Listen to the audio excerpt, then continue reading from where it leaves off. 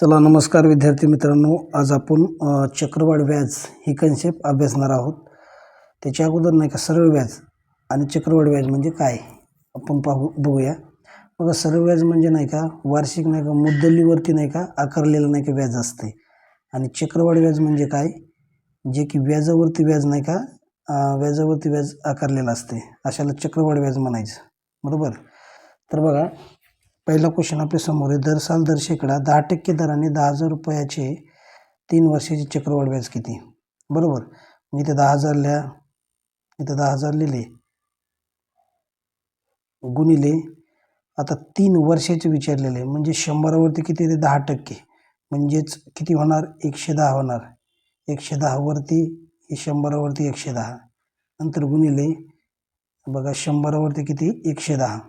हे 3 वेळेस लिहावं लागणार आहे, कारण 3 वर्षाचं विचारलेलं आहे. म्हणजेच 110 छेदामध्ये किती येणार आहे 100. हे कॅल्क्युलेशन करा. खाली किती शून्य आहेत बघा, 1 2 3 4 5 6, म्हणजे 6 शून्य खालचे कॅन्सल करा, वरचे देखील 6 शून्य. मग इथे किती हे 4, हे कॅन्सल झाले. नंतर 4 हे 5 आणि हे 6 म्हणजे हे 0 कॅन्सल झाले. आता गुणाकारमध्ये काय राहिले बघा, हे शून्य ॲज इट इज लिहितो, 0 ॲज इट इज लिहिला.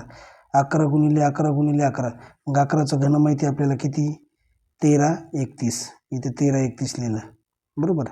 म्हणजे 13,310 ही तुमची रास झाली बघा. रास आपल्याला विचारले काय क्वेश्चनमध्ये, व्याज विचारलेले. व्याज विचारले ना, मग आपल्याला जी मुद्दल दिलेली आहे ती जर त्याच्यातून वजा जर केली तर आपलं नाही का व्याज असणार आहे. म्हणजेच मुद्दल किती 10,000, म्हणजे याच्यामधून नाही का ही 13,310 मधून नाही का 10,000 वजा करा, मग किती आलं रे, ही वजाबाकी आली बघा.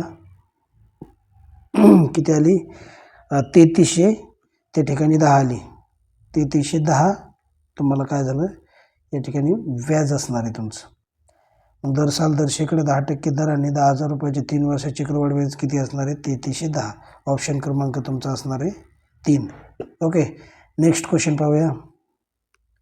नेक्स्ट क्वेश्चन असा आहे, दर साल दर शेकडा 10% दराने 20,000 रुपयाचे 2 वर्षाचे चक्रवाढ व्याजाने रास किती होईल. बरोबर. रास विचारली. आता तुम्हाला जी अगोदरच्या एक्झाम्पलमध्ये जी मेथड सांगितलेली, आता त्या मेथडने मी दुसऱ्या मेथडने सॉल्व करणार आहे. ते बी ट्रिकनेच असणार आहे. तर बघूया, 2 वर्षाचं विचारले, हे दर किती दिलेलं आहे तुम्हाला 10%. बघा 10 हे 1 वर्षाचं 10% असणार आहे, आणि दुसरा तो देखील काय असणार आहे, दुसऱ्या वर्षाचं 10% असणार आहे. आता एकूण दर काढायचा आपल्याला. मग काय करायचं, 2 वर्षाचं विचारले ना, मग हे 10 आणि 10 मिळून किती झाले 20 झाले, इथे 20 लिहिले. आता बेरजेमध्ये 10 गुणिले 10 करा, किंवा 10चा वर्ग करा. 10चा वर्ग किती आला 100, मग त्याला नाही का 100ने भाग द्या. 100ला 100ने जर भाग जर दिला तर किती येणार 1 येणार. म्हणजे टोटल माझा दर किती आला रे 21% दर आला 2 वर्षाचा. बरोबर. मला विचारलं आहे काय रास विचारलेली. आता 21% हे 20,000वरती जर काढलं मी 21%, तर तुम्हाला व्याज निघणार आहे. काय निघणार आहे व्याज, म्हणजे 20,000 गुणिले 21% म्हणजे भागिले 100 असते. हे 2 शून्य कॅन्सल, हे 2 शून्य कॅन्सल, म्हणजेच हे 2 ॲज इट इज शून्य राहतील बघा. जसं की इथं 2 0 ॲज इट इज लिहिले, आणि 21 दोन्ही किती 42, म्हणजे 4,200 तुमचं व्याज झालं. व्याज झालं ना. मला काय विचारलं आहे त्यांनी, त्या ठिकाणी रास विचारलेली, रास. मग माझी मुद्दल किती रे 20,000. मग 20,000मध्ये हे 4,200 जर ॲड केले तर किती येतात रे, म्हणजे 24,200 मला त्या ठिकाणी रास असणार आहे, माझी रक्कम असणार आहे. मग ऑप्शन क्रमांक आहे बघा बरं, 24,200 ऑप्शन क्रमांक 2 असणार आहे. ही एक पद्धत झाली. बरोबर. आणि जी अगोदरची सांगितलेली ती देखील तुम्ही ह्या एक्झाम्पलला लागू करू शकता. आता नेक्स्ट एक्झाम्पल आणि लास्ट असणार आहे. तर बघूया. एका रकमेवर 2 वर्षाकरिता 4% दराने मिळालेले चक्रवाढ व्याज व सरळ व्याज यातील फरक 8 रुपये आहे, तर ती रक्कम किती. हा क्वेश्चन MPSC ग्रुप C 2019 साली विचारलेला आहे.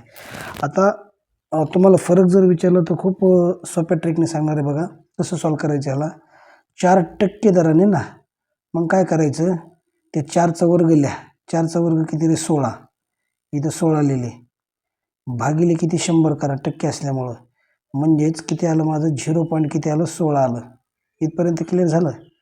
आता ही टक्केवारीमधला फरक आहे. तर आपल्याला रुपयामध्ये किती फरक दिला आहे 8 बरोबर. म्हणजेच 0.16% म्हणजेच किती रे किती रुपये आहेत 8 रुपये आहेत. तर मला नाही का टक्केवारी जर म्हणलं तर पूर्ण अमाऊंट 100% असते. मग 100% म्हणजे ती अमाऊंट किती असणार आहे म्हणजेच एक्स कन्सिडर करतो. ती रक्कम किती असणार आहे एक्स कन्सिडर केलं. आता हे कॅल्क्युलेशन करा, तुमच्या क्वेश्चनचा आन्सर असणार आहे. काय केलं मी, जे तुम्हाला रेट दिलेला आहे, रेट किती दिलेलं आहे 4%, त्याचा वर्ग करा आणि त्याला 100ने भाग द्या. ते तुमचा शेकडेवारीमधला फरक असणार आहे. मग किती आला शेकडेवारीमधला फरक 0.16, जे की रुपयामध्ये जर बोललं तर ते 8 रुपये असणार आहे. तसंच एकूण 100% अमाऊंट असणार आहे, म्हणजे ती एक्स कन्सिडर केली. हे कॅल्क्युलेशन करा. कधी नाही का एक समोरील जो घटक आहे तो भागाकारमध्ये जात असतो.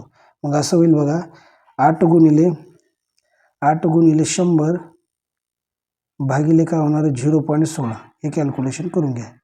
म्हणजे हे खालचा पॉईंट जर कमी करायचा असेल वरती आणखी 2 शून्य द्यावं लागणार आहेत. म्हणजेच असं होईल डायरेक्ट 8 1 8 8 2 16 आणि 2 शून्य मी वरती देतो. म्हणजे अगोदरचे 100 गुणिले पुन्हा नंतर 100 होणार आहेत, कारण पॉईंट नंतर 2 अंक होते 1 आणि 6 ते 100. आता खाली किती राहिले 2 राहिले. आता 2नी भाग द्या कोणते तरी 100ला. बघा बे पंच किती 10. हे शून्य कमी करा, इथं अटॅच करा. म्हणजे 50 गुणिले 100 किती येणार आहे रे 5000 येणार आहे. किती येणार आहे 5000. इथं 5000 लिहिलं. म्हणजेच ती रक्कम किती असणार आहे 5000 असणार आहे. ऑप्शन क्रमांक किती 3. किती सोपं आहे. असेच नाही का ट्रिकने व्हिडिओ पाहण्यासाठी चव्हाण मॅथ्स या यूट्यूब चॅनलला सबस्क्राईब करून घ्या. भेटूया नवीन व्हिडिओमध्ये. तोपर्यंत धन्यवाद.